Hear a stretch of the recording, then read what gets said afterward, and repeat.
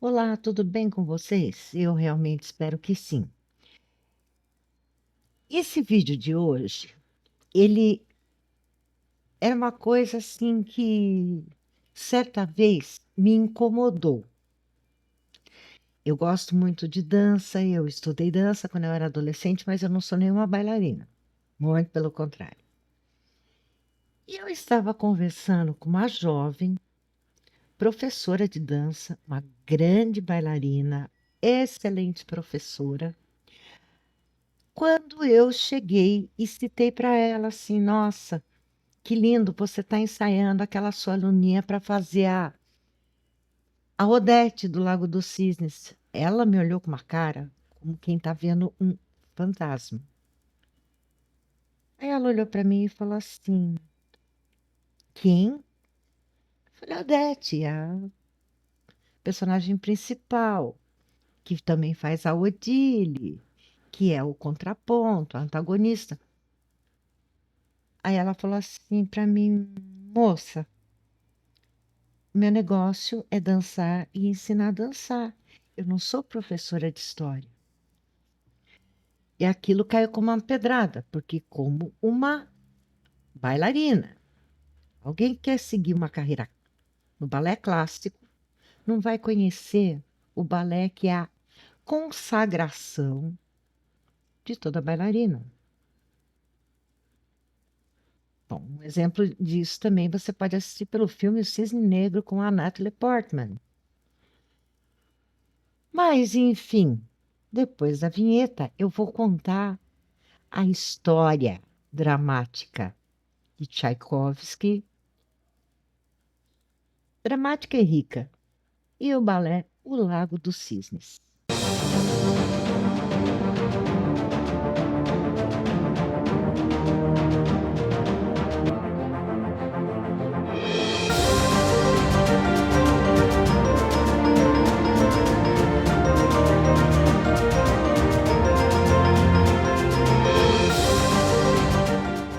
O Lago dos Cisnes, o balé que nasceu fracasso e virou eternidade. O mito começa no silêncio. Imagine um lago à noite. A água parada reflete a lua. E algo se move lentamente entre as sombras. Não é apenas um cisne, é um encantamento. Hoje, o Lago dos Cisnes é sinônimo de perfeição, tragédia e beleza absoluta. Mas o que quase ninguém conta é que esse balé nasceu rejeitado e que só se tornou eterno porque artistas se recusaram a deixá-lo acabar. Tchaikovsky e um balé diferente de tudo. Em meados da década de 1870, Piotr Ilyich Tchaikovsky aceita um desafio em comum: compor a música para um balé inteiro. Até então, a música de balé era vista como algo funcional, bonita sim, mas descartável. Mas o Tchaikovsky fez o oposto. Ele compôs como se estivesse escrevendo uma sinfonia. Temas recorrentes, emoções profundas, drama psicológico. Cada personagem teria uma alma musical, cada gesto um peso emocional. Era usado demais para a época. 1877, a estreia que deu errado. No dia 4 de março de 1877, no Teatro Bolshoi, em Moscou, o Lago dos Cisnes sobe ao palco pela primeira vez. A coreografia era de Julius Reisinger.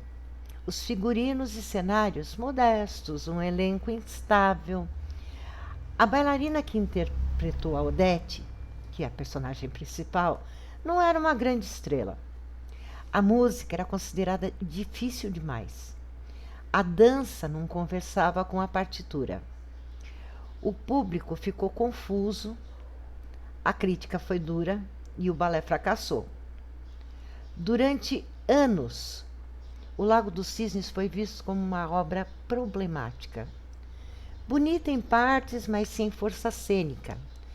Parecia destinado ao esquecimento. Mas a obra persistiu, porque a música era impossível de ignorar. Alguns trechos começaram a ser reaproveitados. Bailarinos e maestros sentiam que ali havia algo muito maior, algo que ainda não tinha sido revelado. Após o falecimento de Tchaikovsky em 1893, surge a pergunta inevitável: e se o problema nunca tivesse sido a música, mas a forma como ela foi dançada? Então, no ano de 1895, apareceram dois gênios, dois artistas que mudaram tudo: Marius Petipa e Lev Ivanov. Eles mudaram tudo. Em São, lá em São Petersburgo, o Petipa era o grande arquiteto do balé clássico e o Lev Ivanov, o poeta do movimento. E eles resolveram dividir o trabalho. Petipa cria os atos do mundo humano: o palácio, o baile, a corte. Ivanov cria os atos do lago, etéreos, melancólicos, quase sobrenaturais. Pela primeira vez, a coreografia escuta a música. Os cisnes se movem como um corpo único. Os braços contam a história antes mesmo dos pés. O lago ganha vida. E é no centro de tudo isso que surge uma bailarina extraordinária, Pierina Legnani, italiana radicada na Rússia.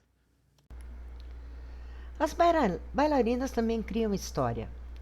No século XIX, as grandes bailarinas, elas não eram apenas intérpretes. Elas negociavam, elas exigiam, elas criavam. Pierina Legnani pede algo que marcasse Odile, o cisne negro, como uma força avassaladora em oposição à delicadeza da Odete.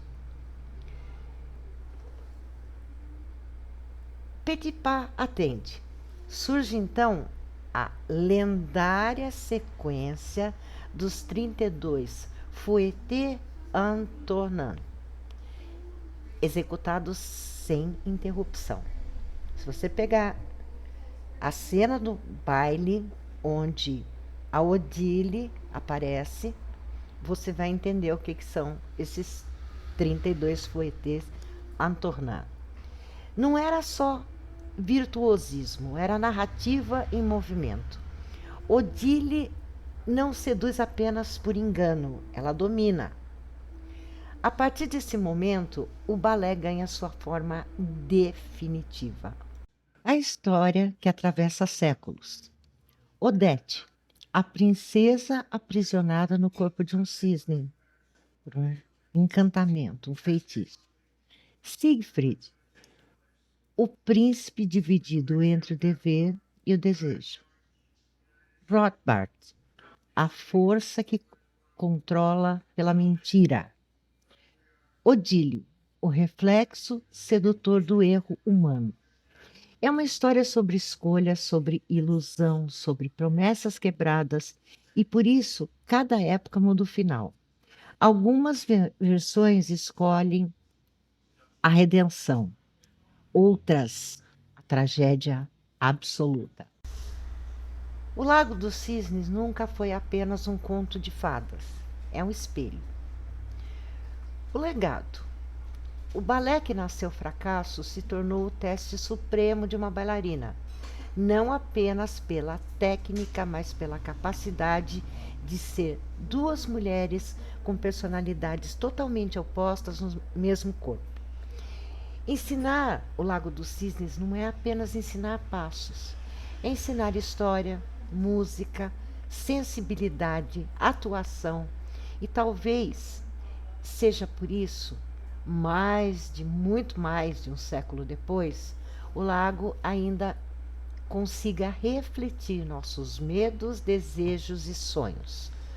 Porque alguns balés não foram feitos apenas para serem dançados, mas para serem compreendidos. E um adendo sobre a luz, a cor e a psicologia do lago.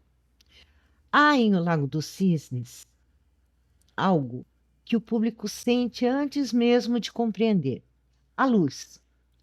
Quando Odete surge, o palco quase nunca é claro. A iluminação é baixa, difusa, prateada, azuis frios, cinzas, brancos quebrados. Nada é vibrante, nada é quente. E a escolha não é casual. Odete vive num mundo suspenso entre o dia e a noite, entre o humano e o encantado, entre a vida e a condenação. A luz do lago não revela, ela esconde. Os contornos do corpo se dissolvem. Os cisnes parecem um só organismo, como se não fossem indivíduos, mas um destino. É a luz da melancolia, do silêncio, daquilo que não pode existir plenamente. Quando Odília aparece, tudo muda. O palco se ilumina, as cores surgem, dourados, vermelhos profundos, negros brilhantes. A luz agora é frontal, afirmativa, quase agressiva. Odília não vive na sombra, ela quer ser vista. Enquanto a Odete é desenhada pela penumbra, a Odília é recortada pela luz. A técnica se expõe, o corpo se impõe, a sedução acontece não pela fragilidade, mas pelo excesso. E nesse ambiente de brilho e cor, que os 32 fouettés fazem sentido. Eles não pertencem ao lago, pertencem ao mundo da ilusão, do poder, do engano. Então, no Lago dos Cisnes, a luz funciona como uma narrativa. Ela conta a história junto com a música e a dança. Pouca cor, verdade, sofrimento, aprisionamento. Excesso de luz, mentira, espetáculo, sedução. Sombra é o que é eterno. Brilho é o que é passageiro. O público não precisa entender isso racionalmente, o corpo entende. Por isso, quando o príncipe escolhe Odile, ele não é apenas uma mulher. Ele escolhe a luz errada. No Lago dos Cisnes, a luz não ilumina o caminho, ela testa o olhar de quem escolhe. E nem sempre o que brilha é o verdadeiro. Nem tudo que reluz é ouro, né? E toda vez que um cisne levanta os braços no palco, Tchaikovsky é ouvido novamente. Petipa e Ivanov são lembrados. E o fracasso de 1877 finalmente se transforma em eternidade. Bom, então essa é a história que eu trouxe para hoje. É uma coisa que muita gente não se atenta, não presta atenção, mas que no fim tem tudo a ver. E é uma história que realmente vale a pena ser contada, principalmente para quem gosta de dança, música, de palco, de tudo isso. Bom, se você gostou, por favor, me ajuda, deixa um like. Seu dedo não vai cair e é de graça e vai me ajudar muito. Se você está sempre por aqui, mas não se inscreveu ainda, se inscreva e ative o sininho, porque aí você vai receber todas as notificações de cada vídeo que eu enviar para o canal. Eu agradeço de coração por mais essa vez, por mais essa companhia e até os nossos próximos vídeos.